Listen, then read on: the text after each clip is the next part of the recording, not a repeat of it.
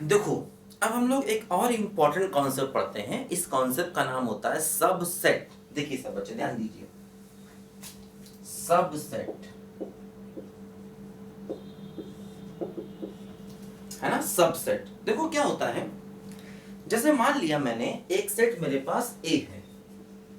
Example लेते हैं, मान लीजिए मेरे पास एक सेट ए है 1, 2 और दूसरा सेट मान लीजिए बी है 2, 3, 1। देखो मैंने बताया था, ध्यान रखना, सेट में एलिमेंट्स का ऑर्डर मैटर नहीं करता, है ना। जैसे हमने इसे 1, 2 लिखा है, इसको 2, 1 लिख सकते हैं। वैसे 2, 3, 1 है, 1, 3, 2, 2, 1, 3 कुछ भी लिखो। सेट के अंदर एलिमेंट्स का ऑर्डर मैटर नहीं करता है, ध्यान रखना, ठीक है। देखो अब जैसे ये जो सेट हमने लिया है ए और बी, देखो ए में 1 और 2 है, अच्छा बी में भी 1 और 2 है, तो ए के जितने एलिमेंट्स हैं वो सारे के सारे बी में भी हैं, है ना।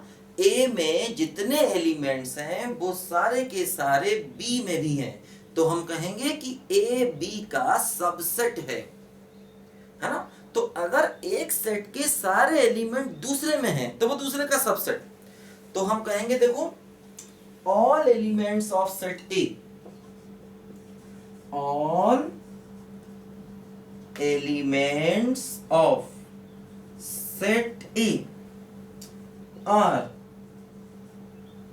also in set B, है ना। क्या लिखा मैंने, all elements of set A are also in set B। A के सारे एलिमेंट्स B में हैं, तो हम कहेंगे देखो A सबसेट ऑफ B। देखो ये सिंबल होता है सबसेट का, है ना, ये सिंबल होता है सबसेट का सिंबल, है ना, ए सबसेट ऑफ बी। तो देखो कहने का मतलब ये नहीं है कि ए के एलिमेंट्स बी से कम हैं, इससे मतलब नहीं। देखो जैसे हम एक और एग्जांपल लें, जैसे कि मान लिया मैंने एक सेट ए लिया और ए में लिया A2 और मान लीजिए बी में लिया मैंने ए बी और 1। अब देखो ए में एलिमेंट्स कम है, बी में ज्यादा, तो कम ज्यादा से मतलब नहीं है। अब देखो ए में 2 एलिमेंट्स हैं लेकिन दोनों बी में नहीं हैं, है ना, तो ए के सारे एलिमेंट्स बी में होंगे तो ए बी का सबसेट होगा। लेकिन यहां पर देखो ऐसा नहीं हो रहा, ए के सारे एलिमेंट देखो इसमें बी में नहीं है, तो इसका मतलब क्या हुआ कि ए बी का सबसेट नहीं है। तो हम लिखेंगे A not subset of B. देखो सिंबल ध्यान दीजिए, A not subset of B, A B का सबसेट नहीं है क्योंकि ए के सारे एलिमेंट्स बी में नहीं है, ठीक बात है। तो यहां पर ए बी का सबसेट नहीं है, ठीक है। देखो मान लिया मैंने एक और एग्जांपल लिया, मैंने एक सेट लिया मैंने ए, है ना, और इसमें लिया ए बी सी 3 और दूसरा एलिमेंट देखो लिया मैंने बी, इसमें लिया ए बी सी डी ई। अब देखो क्या हो रहा है, ए में 4 एलिमेंट्स हैं, बी में 5 एलिमेंट्स हैं, लेकिन ए के सारे एलिमेंट्स बी में नहीं है। देखो ए बी सी इसमें है, लेकिन 3 इसमें है, इसमें नहीं है।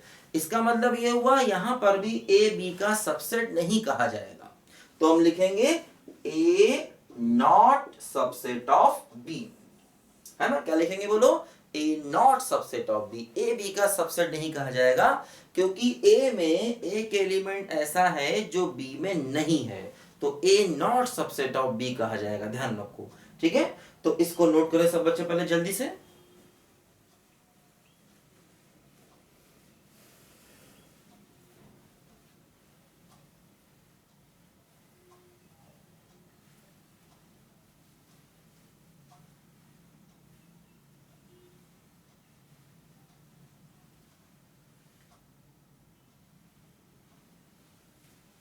ठीक है, देखो फिर समझ लो इस कॉन्सेप्ट को, सबसेट। ऐसे मान लीजिए मैंने ए सेट लिया, इसमें 2 एलिमेंट लिए 1 2, बी लिया, इसमें 3 एलिमेंट्स लिए 2 3 1। अब देखो क्या हो रहा है, ए में जितने एलिमेंट्स हैं वो सारे बी में हैं, है ना।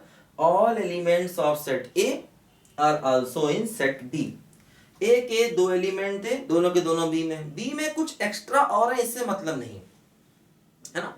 तो देखो ए सबसेट ऑफ बी कहा जाएगा। यहां पर देखो जैसे ए में दो एलिमेंट्स है ए कॉमा टू, बी में तीन एलिमेंट्स है ए बी वन, लेकिन ए के सारे एलिमेंट बी में नहीं है। देखो टू है, टू बी में नहीं है, तो इसका मतलब ए बी का सबसेट नहीं होगा। इसी प्रकार देखो यहां पर भी ए में A B C three four elements है, बी में A B C D E five elements हैं। देखो एक एलिमेंट ऐसा है जो ए में तो है लेकिन बी में नहीं है, इसका मतलब ए बी का सबसेट नहीं कहा जाएगा, है ना। एक भी एलिमेंट ऐसा आ गया जो ए में हुआ बी में ना हुआ तो उसको हम सबसेट नहीं कहेंगे, ठीक बात है। तो आगे बढ़ते हैं, हम लोग कुछ और नए कॉन्सेप्ट पढ़ते हैं।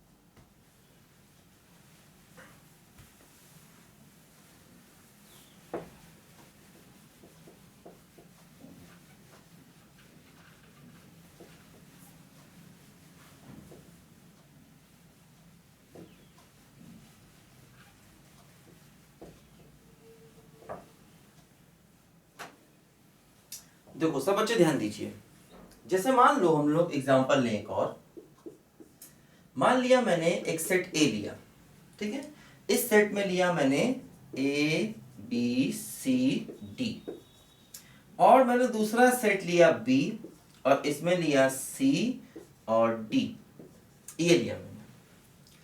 अब देखो क्या हो रहा है यहां पर, अगर हम देखें तो बी के सारे एलिमेंट्स ए में हैं, उल्टा हो रहा है, तो इसका मतलब यहां पर बी ए का सबसेट हो गया, तो इसको हम लिख सकते हैं बी सबसेट ऑफ ए, है ना, बी सबसेट ऑफ ए, क्योंकि बी के सारे एलिमेंट्स ए में आ रहे हैं, ए के सारे बी में नहीं आ रहे लेकिन बी के ए में आ रहे हैं, तो हम कहेंगे बी सबसेट ऑफ ए, है ना। देखो एक और एग्जांपल लेते हैं, मान लिया मैंने एक सेट लिया ए और इसमें एलिमेंट लिए, मान लिया मैंने ए सी डी, और दूसरा एलिमेंट लिया, दूसरा सेट लिया बी और इसमें एलिमेंट लिए, मान लीजिए मैंने सी ए डी, ऐसे, है ना। ए में तीन एलिमेंट्स लिए ए सी डी, बी में तीन एलिमेंट्स लिए सी ए डी। अब देखो एक्चुअली ये दोनों सेट इक्वल सेट्स है, अभी देखा था हम लोगों ने कि एलिमेंट्स भी एक जैसे और नंबर ऑफ एलिमेंट्स भी एक जैसे, तो दोनों के दोनों इक्वल सेट्स हो गए, है ना। देखो एलिमेंट्स भी एक जैसे हैं और तीनों में नंबर ऑफ एलिमेंट्स भी सेम है, तो इक्वल सेट्स हो गए। लेकिन देखो सबसेट की डेफिनेशन क्या कहती है, जैसे हम देखें तो ए के सारे एलिमेंट्स बी में हैं, ए के सारे एलिमेंट्स बी में हैं, तो इसका मतलब ए बी का सबसेट हो गया, ए सबसेट ऑफ बी हो गया। सबसेट की जो डेफिनेशन है ना, सबसेट की जो डेफिनेशन है वो क्या कहती है कि एक्चुअली ए के सारे एलिमेंट्स बी में हैं तो ए बी का सबसेट हो गया। अगर उल्टा देखें तो बी के भी सारे एलिमेंट्स किस में है बोलो, ए में, तो हम कह सकते हैं कि बी भी ए का सबसेट हो गया, बी सबसेट ऑफ ए। तो एक्चुअली ये सेट्स इक्वल सेट्स थे, तो इक्वल सेट्स में ऐसा हमेशा होगा कि एक दूसरे का सबसेट होगा और दूसरा भी पहले का सबसेट होगा, है ना। तो हम कह सकते हैं कि अगर मान लो इक्वल सेट्स हैं, जैसे ए और बी इक्वल हैं, ए और बी दो सेट्स अगर इक्वल हैं तो उनमें ऐसा हमेशा होगा, कैसा होगा कि ए बी का सबसेट होगा और बी ए का सबसेट होगा, है ना। तो ये बात बहुत इंपॉर्टेंट बात है, मैथ्स की ध्यान रखना, ये बात पूरे मैथमेटिक्स की बहुत इंपॉर्टेंट बात है, क्या कि अगर दो सेट्स बराबर हैं तो एक दूसरे का सबसेट होगा और दूसरा पहले का सबसेट होगा, मतलब they are subset of each other. If two sets are equal then they are subsets of each other, है ना, ये बात हमें याद रखनी है। तो इसको हम कह सकते हैं कि A subset of B and B subset of A, ऐसा हमेशा होगा अगर दोनों के दोनों इक्वल सेट्स हुए तो। देखो ये ऐसा हो गया ये, तो ये बात हमें याद रखनी है, क्या कि अगर दो सेट्स बराबर हैं then they are subsets of each other. देखो अब हम यहाँ पर एक बात और समझें, जैसे अगर ऐसा है तो ऐसा लिख सकते हैं, और अगर ऐसा है तो ऐसा भी लिख सकते हैं, तो हम कहेंगे ये रिजल्ट डबल इंप्लाई। देखो ऐसे ये सिंबल बनाएंगे ऐसे, है ना, ये वाला सिंबल होता है डबल इंप्लाई, इसे डबल इंप्लाई कहते हैं। डबल इंप्लाई, देखो यहाँ पर डबल इंप्लाई लगाया। डबल इंप्लाई लगाया क्यों? क्योंकि ऐसा होने पर ऐसा होगा और ऐसा होने पर ऐसा भी होगा। तो इस बात को हम लिख लें ध्यान से, ठीक है, बहुत इंपॉर्टेंट रिजल्ट है कि if two sets are equal then they are subset of each other. देखो ऐसे लिखेंगे, two sets are equal I double F को इफ एंड ओनली इफ भी कहते हैं। I double F, they are subsets of each other, है ना। ध्यान दो, ये जो आई डबल एफ है, आई डबल एफ, इसको हम इफ एंड ओनली इफ भी लिखते हैं, इसी को डबल इंप्लाई भी कहते हैं, है ना। आई डबल एफ लिखो, इफ एंड ओनली इफ लिखो, या डबल इंप्लाई लिखो, तीन एक की बात है। आगे चल के हम लोग एक टॉपिक पढ़ेंगे 11th क्लास में, मैथमेटिकल रीजनिंग, है ना। एक टॉपिक पढ़ेंगे आगे चल के मैथमेटिकल रीजनिंग, तो वहां पर हम लोग इसको और डिटेल से पढ़ेंगे। इसको नेसेसरी एंड सफिशिएंट कंडीशन भी कहते हैं, एंड सफिशिएंट, है ना। आई double F, if and only if, double imply, necessary and sufficient, तीनों चारों की चारों सेम बातें हैं, है ना।